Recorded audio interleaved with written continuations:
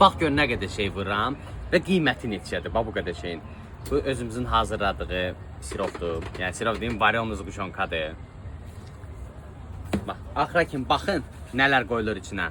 Sonra siz deyin, bahadır, baha deyil. Bax, banan. Yəni burada necə hamıya da eyni şəkildə dəyişən böyük bir şey yoxdur.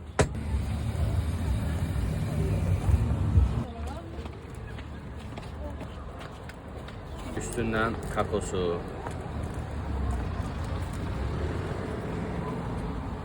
Zquşonkası.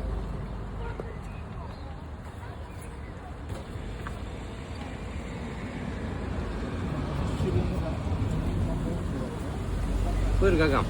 3 manata. Nətərdir?